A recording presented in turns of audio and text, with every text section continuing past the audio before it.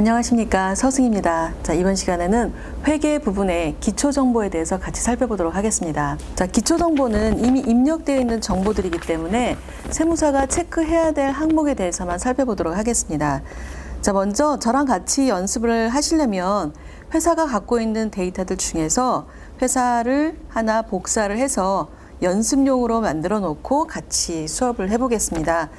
제가 데이터를 드리는 것도 의미가 있겠지만 백업해서 사무실에서 쓰고 있는 데이터를 활용하는 것으로 진행을 해보겠습니다.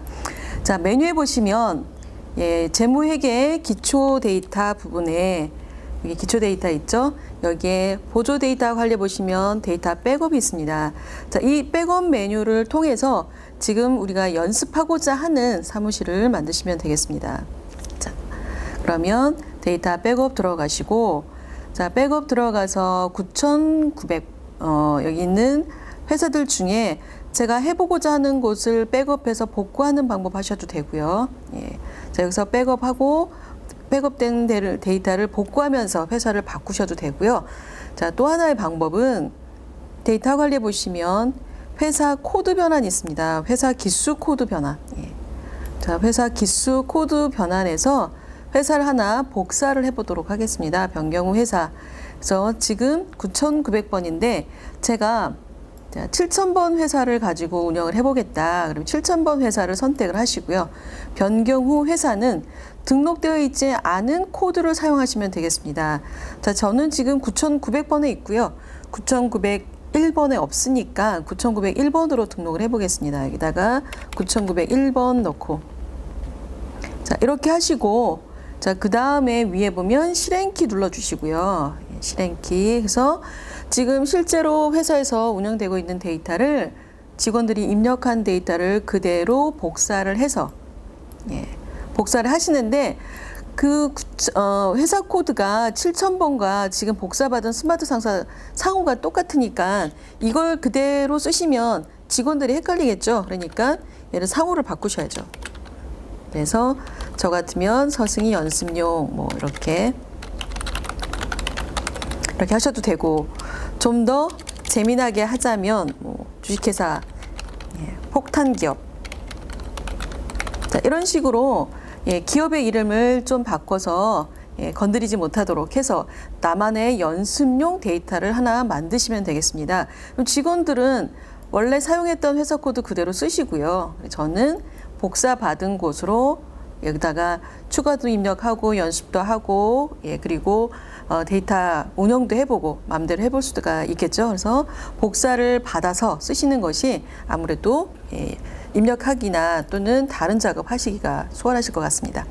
자, 그러면 저는 폭탄 기업을 하나 만들었고요. 자, 이 기업으로 들어가서 작업을 진행해 보겠습니다. 자, 그러면 이제 회계 쪽으로 들어오셔서 기초 데이터를 보실 텐데요. 기초 데이터 부분에서 자, 회사 등록, 거래처 등록 다 되어 있죠. 자, 회사 등록 먼저 들어가 보겠습니다. 자, 회사 등록 들어가시면 이미 회계연도 회사에 대한 인적사항이 모두 다 들어와 있습니다. 자, 여기에서 저희 살펴볼 부분은 자, 추가 사항에 지금 중소기업인지 아닌지 한 번 더 살펴볼 필요가 있고요. 자, 그리고 세무대리, 세무대리 회사가 지금 몇 번으로 되어 있는지, 우리 세무사 사무실이, 회계 사무실이 지금 여기 있는 기업들 중에 등록된 기업들 중에 하나의 회사 코드를 갖고 있죠. 자, 그런데 만약에 9,900번 스마트 세무회계 사무소가 우리 회사이다라고 한다면 여기에 9,900번이 등록되어 있을 겁니다. 그래서 우리 회계 사무실이 몇 번을 가지고 지금 기장을 하고 있는지, 자, 여기를 확인하실 수가 있겠고요. 자, 그래서 9,900번은 우리 회계 사무실이니까 얘는 건드리시면 안 되겠고 연습용으로 만들어서 쓰시면 되겠고요. 자, 다음 상업등기 안내라고 되어 있는데요.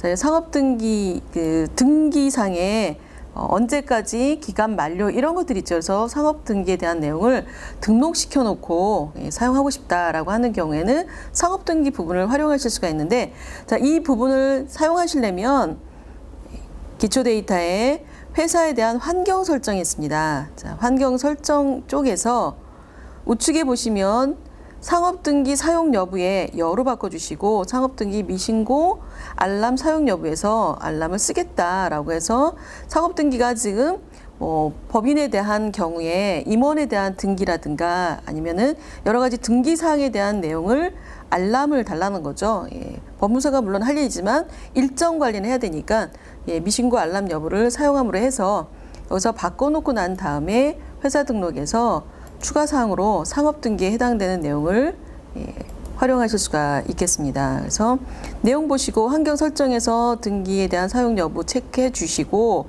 그리고 난 다음에 추가 사항에서 상업등기에 대한 등기 현황을 조회하실 수가 있다라는 거죠. 자, 그러면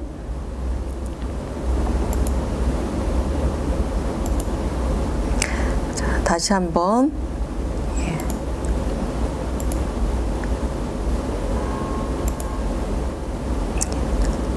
정리를 하겠습니다. 자, 그리고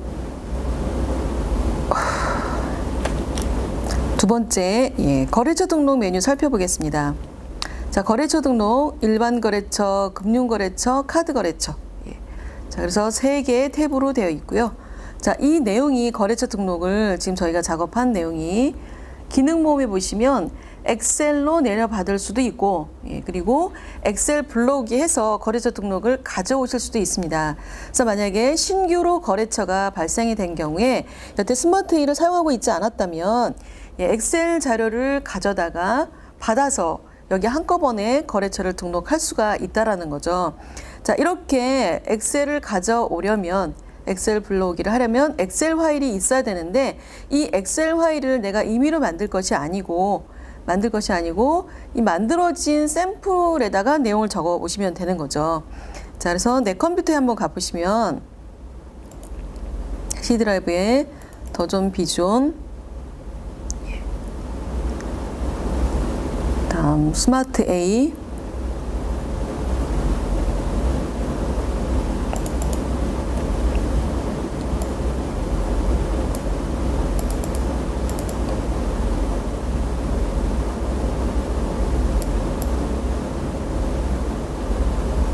자, 여기 스마트 A 내용으로 들어가 보시면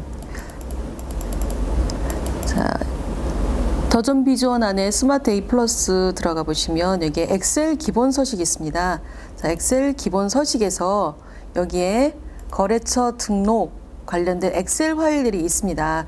이 파일을 이용해서 여기에다가 엑셀 파일을 작성해 가지고 오시면 바로 거래처 등록에 불러올 수 있도록 되어 있다는 거죠. 그래서 신규 거래처가 발생이 됐을 때 여태까지는 기장을 하지 않았다라고 또는 엑셀로 관리를 했습니다라고 한다면 거래처 등록에 해당되는 내용을 새로 등록할 필요 없이 엑셀로 여기 지금 다 나와 있고 작성 방법에 대한 내용도 들어와 있기 때문에 여기 있는 내용을 참고해서 엑셀 파일을 주고 여기다가 거래처를 작성해 가지고 오시면 되고요. 이렇게 작성된 내용을 저희는 기능 모음에 있는 엑셀 블록기를 이용해서 파일을 찾아서 가지고 올 수가 있다라는 거죠. 그러면 바로 거래처 등록을 한 번에 등록하실 수 있습니다. 자, 또는 지금 여기 작업된 내용을 엑셀로 보내고 싶다. 그럼 엑셀 내려받기 해가지고 자, 일반 거래처 각종 매입이나 매출에 대한 카드사 이런 내용들을 다 받아서 자, 엑셀을 어디다 받을 건가 바탕화면에 받겠다라고 하고 확인 눌러주시면 자, 이렇게 작업된 내용이 바탕화면에 엑셀 파일로 거래처 등록에 대한 내용이 들어와 있다는 거죠.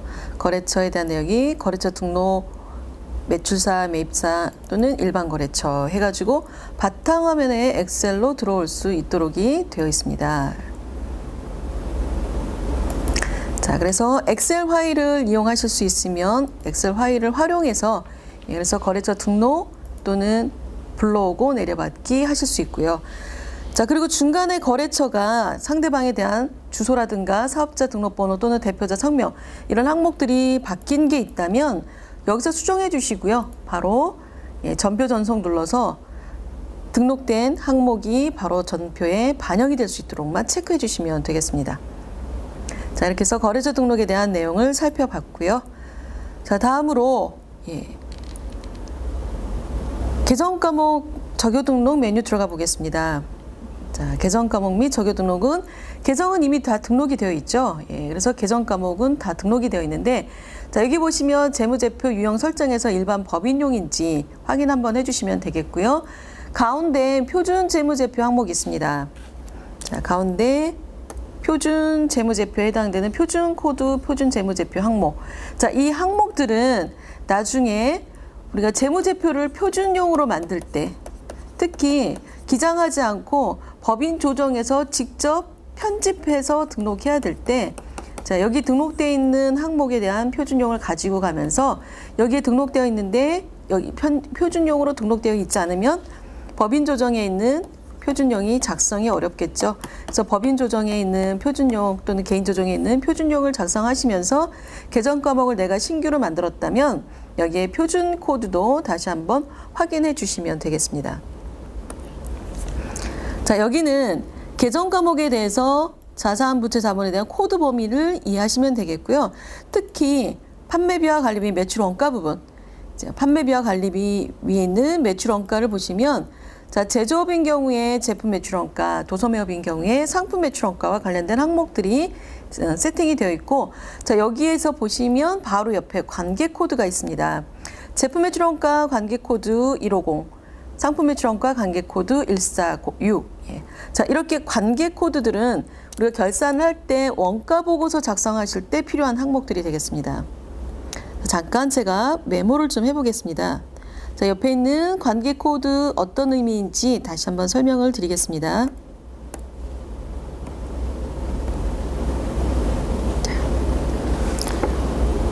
상품 매출 원가가 도소매업은 상품을 매입을 할 때 146번 코드를 썼고요. 그리고 매출 원가를 계산할 때는 관계 코드로 적용이 되어 있는 거죠. 자, 이 내용은 146번이 상품 매출 원가의 관계 코드로 들어와 있는 항목은 결산을 할 때 분계에 차변의 상품 매출 원가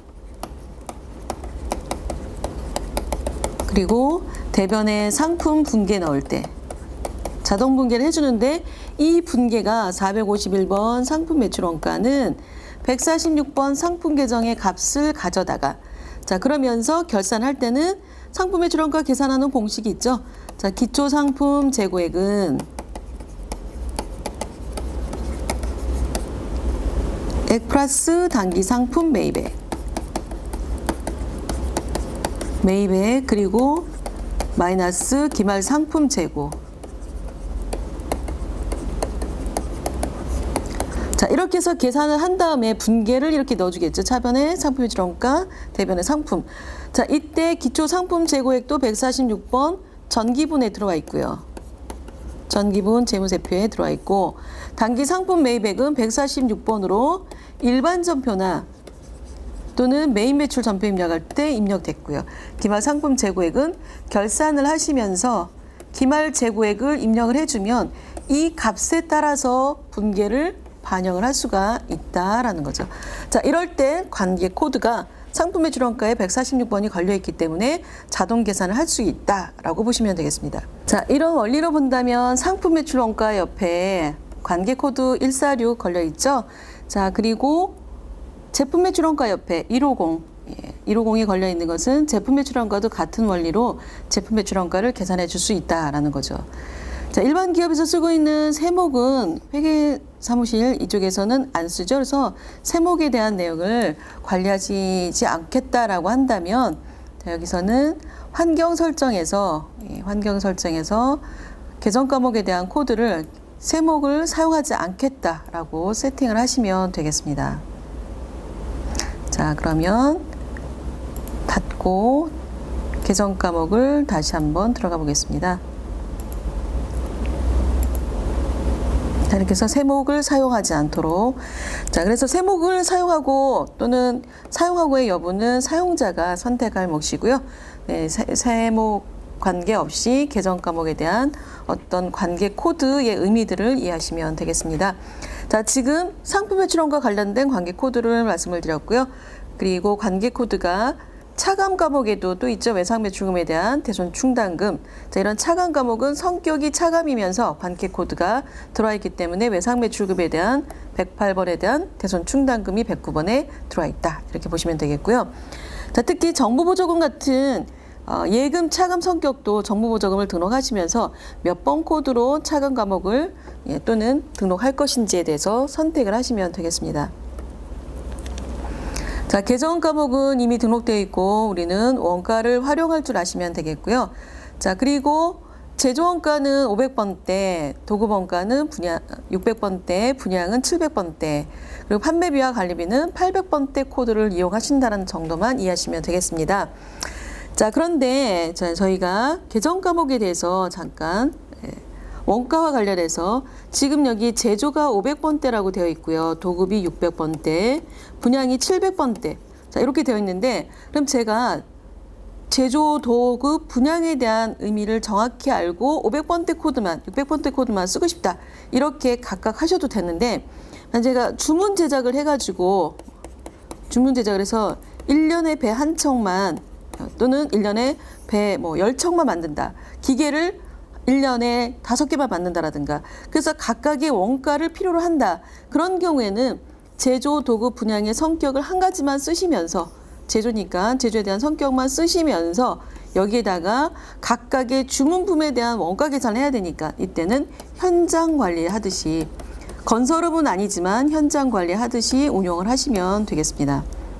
자, 그러면 예를 들어서 기계 제작을 하고 싶다라고 한다면 완성된 어떤 제품에 대해서 제품 원가를 따로따로 내야 되기 때문에 제품 원가 계산하시면서 현장 관리하시면 되겠고요.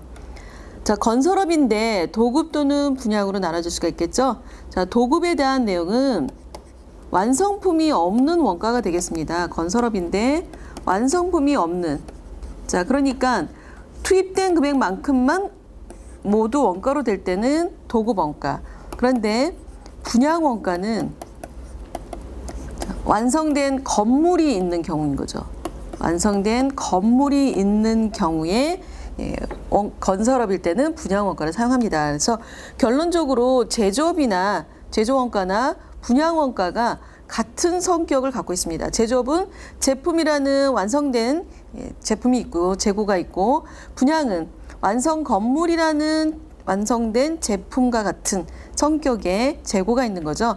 그런데 도급 원가는 완성품이 없는 상태이기 때문에 투입된 것까지만 원가이기 때문에 제조나 분양과는 원가 성격이 좀 차이가 있다라고 보시면 되겠습니다. 그래서 서비스업인 경우에는 주로 도급 원가, 그래서 운송이나 또는 의료 원가 이런 경우들은 모두 도급 원가 성격으로 이용을 하시면 되겠고요. 건설업이 종합건설인 경우에는 분양 원가, 그리고 제조업인데 기계 제작이라든가 주문 제작인 경우에는 500번대 쓰시면서 현장 관리를 운영하시도록 하시면 여러 가지 형태의 원가를 계산하실 수가 있겠습니다. 자, 계정 과목이었고요. 자, 그리고 기초정보에 보시면 권한 설정이 있습니다. 자, 권한 설정. 여기에는 각 사원별로 어떤 메뉴를 쓸 수 있도록 하겠다라고 하는 경우에 권한 설정 메뉴에서 운영하실 수가 있겠고요. 자, 기초정보 쪽이었고요. 저희 건설업이 아니더라도 현장 관리는 쓸 수 있다라고 했죠. 저희 현장에 보시면 도급, 분양에서 도급 건설 현장 또는 분양은 제조업과 같은 형태의 주문 제작일 때는 분양으로 쓰시면 되겠고, 현장을 등록하고 난 다음에 거래 자료를 입력을 하면서 전표를 입력을 하시면서 입력할 때마다 현장 코드를 걸어서 현장에 대한 운영을 해야 되는데요. 이렇게 하려면 현장 코드를 쓰겠다라고 해야 되겠죠. 그러니까 다시 환경 설정에서 여기 보면 기타 코드 관리에 현장 코드 사용 여부가 있습니다. 그죠? 현장 코드 사용함. 여기에 사용함으로 바꿔 놓으시고, 자, 사용함으로 고쳐 놓으신 다음에 자, 여기서 사용함 여로 바꿔 놓으시고, 다시 환경 설정이 바뀌었으니까 메뉴를 닫고, 자, 그 다음 현장을 등록해 주시고, 여기다가 도급 현장, 분양 현장 걸어 주시고, 걸은 다음에 등록한 다음에 전표를 입력할 때 전표 입력 메뉴에 자, 여기에 현장이 지금 조회가 됐죠. 그럼 전표를 입력하면서 이 전표는 어디 현장 거, 어디 현장 거 이렇게 해서 관리를 해주시면 되겠습니다. 현장으로. 그래서 반드시 건설업일 때만 현장 관리를 쓴다라고 생각하지 마시고 주문 제작이나 또는 원가가 500번, 600번, 700번, 3개가 아닌 여러 개의 형태로 원가를 계산해야 될 때는 시스템에 있는 현장 등록을 활용해서 입력을 하시면 되겠습니다. 자, 여러 가지 형태로 활용하실 수가 있겠죠. 자, 그 다음 전기이월이나 잉여금 처분계산서 등은 전년도에서 작업을 마치고 마감 후 2월을 하면, 여기서 마감 후 2월 하면 마감키 눌러주는 순간 그 다음 해에 1월 1일자로 해서 전기이월로 다 넘어와 있기 때문에 추가로 작업하실 일은 없으신 거죠. 자, 다 입력되어 있는 상태로 검토만 하실 수 있으면 되겠습니다. 그래서 마감 후 2월은 몇 번을 하더라도 관계는 없는데 마지막에 마감을 한 내용이 전기분 재무상태표 손익계산서에 연도를 바꿔서 가보시면 반영이 되어 있다라는 거죠. 자, 그리고 하단에 보시면 보조 데이터 관리 있는데요. 데이터 백업, 백업 데이터 작업된 내용을 저장하실 때 사용하실 수가 있겠고요. 백업은 백업 확인 눌러서 자, 암호 걸어주시고 그리고 데이터를 백업하시면 되겠고요. 자, 여기서 백업하는 방법도 있고요. 저희 컴퓨터에 내 컴퓨터에 가시면 내 컴퓨터 안에 아예 데이터방을 몽땅 다 저장하는 방법도 있고요. 자, 저는 지금 하나하나 내가 필요한 만큼을 저장하는 방법을 보고 계시는 겁니다. 자, 데이터 백업 메뉴에서 활용하는 편에 대한 내용이고요. 자, 데이터 백업을 하시면서 위에 있는 클릭을 하나하나 하시면은 현재 기수에 대한 내용만 저장이 되는 거고요.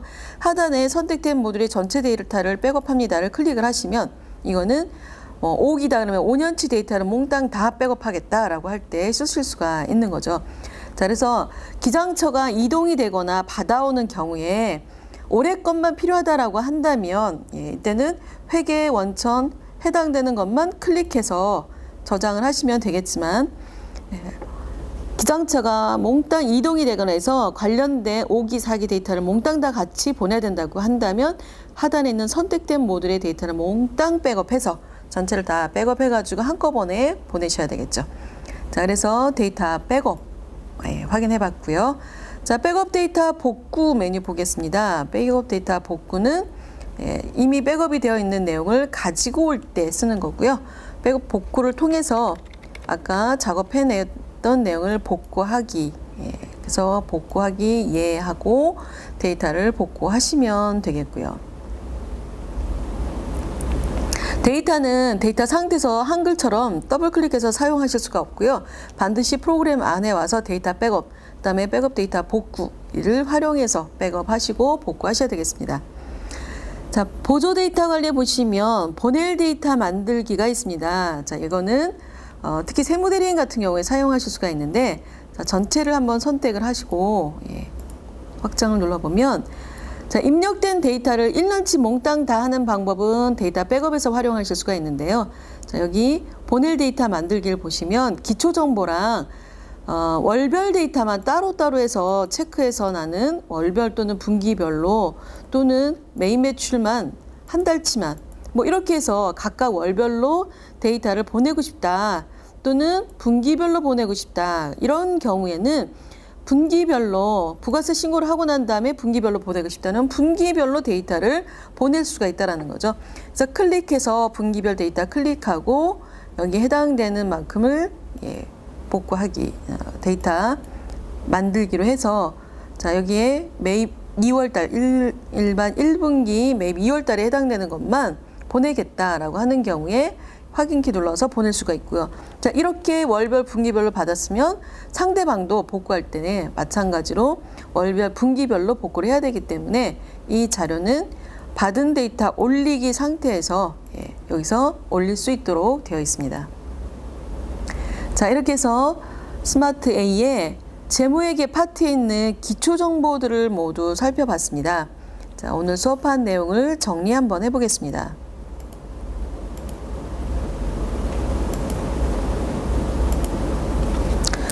자, 오늘 기초 정보와 관련돼서 점검을 했었죠. 우선 회사 등록에서 세무대리 회사 확인하라고 했었죠. 예. 자, 그리고 거래처 등록은 거래처 등록 자체를 입력하는 것이 아니라 엑셀 데이터로 만들 수도 있고 가지고 올 수도 있고, 그죠? 자, 그리고 세 번째 계정 과목 등록하면서 계정 과목 및 적요 등록하시면서 자, 표준용에 대한 내용, 표준용에 대한 과목 코드 운영하실 수 있어야 되겠고, 그 다음 또 하나는 차감 과목에 대한 내용 정리하실 수 있어야 되겠고요. 자, 그리고 원가에 대한 코드별로, 원가 경비별로 구분해서 운영하시면서 필요한 경우에는 현장 관리를 플러스해서 쓰실 수가 있다. 현장 관리를 현장으로 쓰지 마시고 주문 제작이라든가 이런 게 있을 때는 제품별로 원가 계산하실 때 그때 현장 관리를 이용해서 쓸 수 있고, 현장 관리 활용하시려면 환경 설정에서 현장 관리 선택해주고 활용하겠다고 하시고, 현장 관리를 전표 입력을 하시면서 입력을 코드로 입력해 주시면 이제 이 데이터가 현장별 원가, 손익 이런 내용으로 모두 반영이 될 수 있도록 되어 있습니다. 자, 이렇게 해서 기초정보 관리를 모두 살펴봤습니다. 자, 다음 시간에는 회계 전표 입력과 관련된 내용에 대해서 살펴보도록 하겠습니다. 수고하셨습니다.